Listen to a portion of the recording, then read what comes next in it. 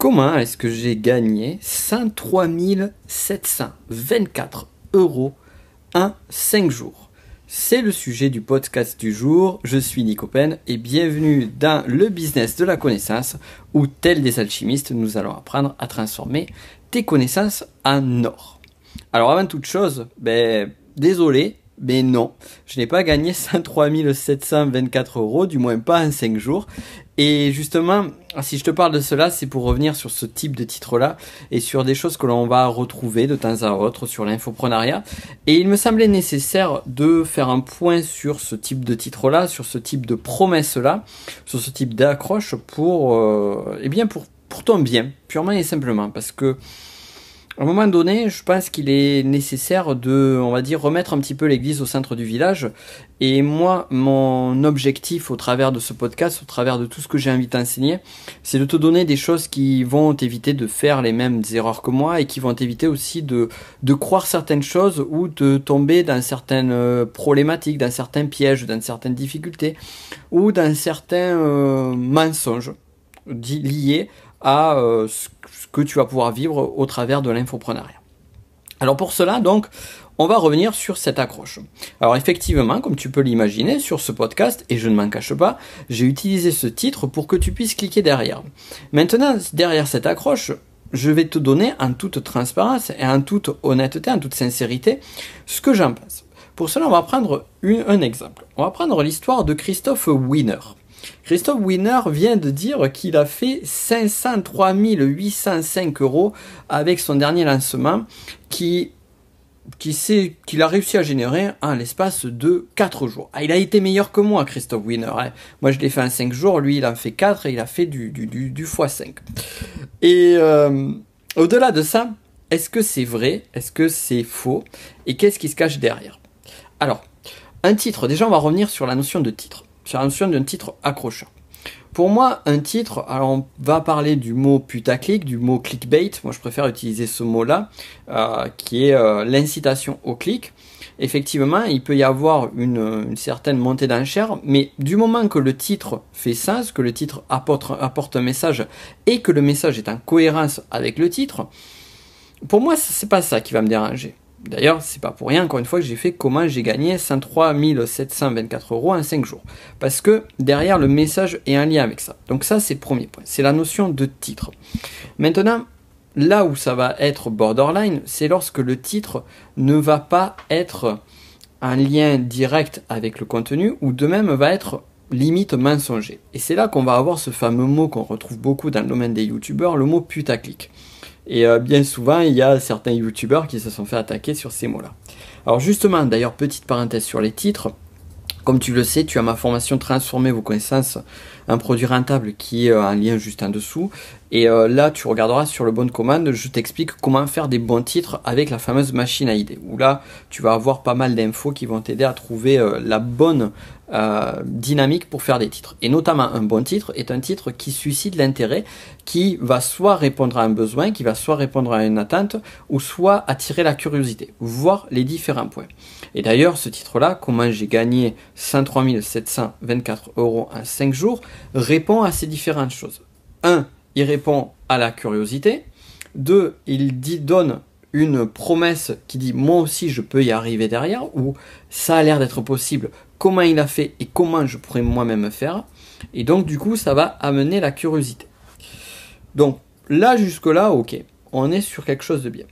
Cependant, la difficulté, la problématique avec ce titre-là, c'est lorsque le message qui est véhiculé derrière ce titre est en totale cohérence avec le titre. En totale cohérence dans quel sens? Dans le sens où, justement, notre ami Christophe Wiener va te dire qu'en 4 jours, c'est possible de gagner 503 805 euros. Sauf que là, il te ment, Christophe Wiener. Oui, il te ment pour différentes raisons. La première raison, c'est que généralement, il est caché tout ce qu'il y a derrière.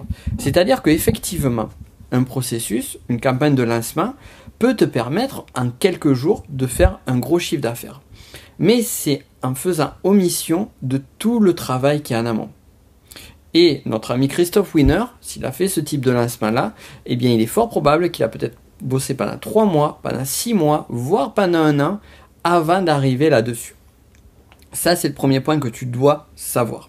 Pourquoi je te dis ça? Parce que bien souvent, je l'ai vécu et je connais de nombreux infopreneurs qui ont tendance à avoir à être démoralisés, surtout lorsqu'ils démarrent, parce qu'ils se disent, ben voilà, il y a un tel qui littéralement vont cracher leurs résultats à la figure des gens, et en crachant ces résultats-là, eh bien, il y a une espèce de décalage et de manque d'empathie vis-à-vis des personnes qui sont au départ, et aussi un message dire voilà, moi j'y suis arrivé, si vous n'y arrivez pas, c'est que vous êtes des losers. Et ça me dérange énormément. Ça me dérange énormément. Parce que la philosophie qui est cachée initialement vers le fait de donner des chiffres d'affaires de réussite ou des symboles, des énonciations de réussite, c'est de derrière dire je suis arrivé à ce niveau-là, vous pouvez y arriver et je vous ai expliqué comment y arriver. Lorsque c'est dans cette dynamique-là, c'est regardez, je suis une autorité dans le domaine, et en tant qu'autorité dans le domaine, eh bien, je peux vous dire qu'à un moment donné, j'ai été à votre place, et je vais vous accompagner à aller jusque-là.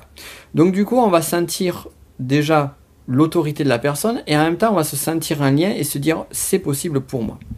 Sauf que, eh bien, lorsque derrière, il y a une dynamique de dire ben voilà, si tu n'y es pas arrivé, c'est ta faute. Donc on va remettre la responsabilité sur l'apprenant, sur la personne qui a suivi la formation. Mais là, ça ne va pas aller. Effectivement, il y a un lot de responsabilités du côté de l'apprenant, mais aussi du côté du pédagogue. C'est généralement, les responsabilités, c'est toujours 50-50. Et un apprenant, un client n'a pas à mettre toute la responsabilité sur l'apprenant, disant c'est ta faute si j'ai pas réussi à avoir ce type de résultat là, c'est ta faute toi parce que tu m'as pas appris les mêmes choses, mais aussi du côté de l'apprenant, du côté de l'autorité, c'est un manque de responsabilité de dire c'est ta faute toi client parce que tu n'as pas fait tout ce que je t'ai dit. Donc voilà, il y a toujours un 50-50. Et donc là déjà on commence à palper un certain malaise et un certain biais au-delà de ça.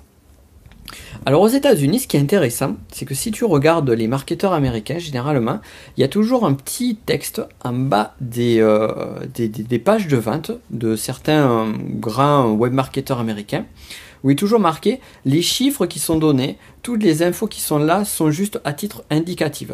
Elles ne vous disent pas que vous allez gagner tel chiffre d'affaires, elles sont juste là pour étayer et chaque cas est un cas particulier, donc je ne peux pas vous garantir des résultats financiers. Donc très honnêtement, s'ils font ça, c'est qu'à mon avis, la législation des États-Unis leur impose de faire ce genre de choses-là. Mais je trouve que au moins ça met les choses en exergue. Ça met les choses en exergue et ça permet d'amener un petit peu plus de sens sur ça. Donc toi, de ton côté, qu'est-ce qu'il en est? Lorsque tu as des titres comme ça, qu'est-ce que tu dois apprendre de cela et comment tu peux arriver à t'enrichir de justement ce sujet qui est un sujet un petit peu à débat et sur lequel je ne vais pas me faire des amis mais je m'en fous. Qu'est-ce que tu peux en tirer de tout ça? Premier point, c'est que là, on est en train de toucher du doigt un point clé qui est la overnight, la réussite en une nuit. Tu sais, le fameux truc qu'on voit à la télé où on va voir une personne qui était inconnue et du jour au lendemain, paf, ça devient une star. Eh bien, si on creuse un petit peu derrière, on se rend compte que la réalité est tout autre. Que cette personne a peut-être galéré pendant 5 ans, pendant 10 ans. Peut-être qu'elle essayait de joindre les deux bouts, ou elle avait un autre job à côté, avant d'avoir une réussite fulgurante et d'être connue dans le monde entier. Si on prend par exemple, je ne sais pas si tu t'en rappelles de lui, du chanteur de Gangnam Style, jusqu'au moment où sa chanson a eu un certain succès, eh bien, personne ne savait qui c'était, il a peut-être galéré énormément avant d'être connu de tout le monde. Donc on oublie souvent ça.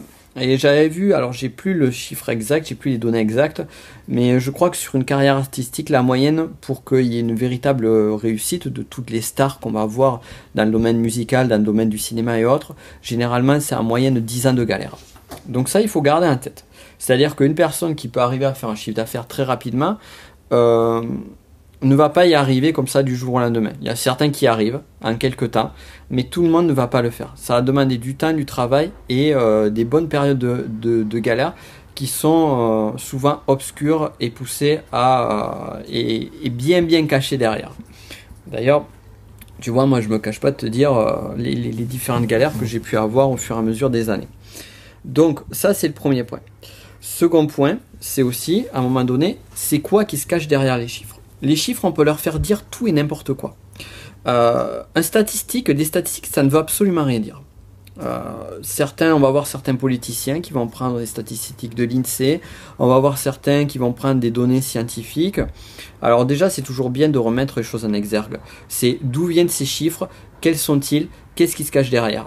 Bon, je ne vais pas en venir plus en détail là-dessus, mais là ici, si on prend notre fameux comment j'ai gagné 103 724 euros en 5 jours, eh bien, on va avoir quoi? 103 724 euros. Ou si on prend notre ami Christophe Wiener, on va prendre un chiffre un peu plus gros, 503 805 euros. Donc c'est un magnifique chiffre, c'est un magnifique résultat. Seulement voilà, on a vu déjà qu'en termes de durée, eh bien ça s'est fait en 4 jours de vente, mais derrière il y a peut-être un an de travail, voire plus peut-être avec des années de procrastination ou des années de test ou des années de prise de connaissance de tout ce qu'il faut pour arriver à ce résultat-là.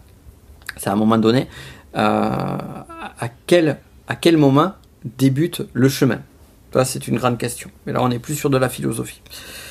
Ensuite, sur le chiffre, 503 805 euros. Ok, c'est quoi? C'est du chiffre d'affaires ou c'est de la marge? Bien souvent, c'est du chiffre d'affaires. C'est du chiffre d'affaires, donc généralement, on va avoir un chiffre en TTC. Donc si on arrive sur du hors taxe, maintenant, on n'est plus sur du 503 000, mais on va être plutôt sur du 400 000.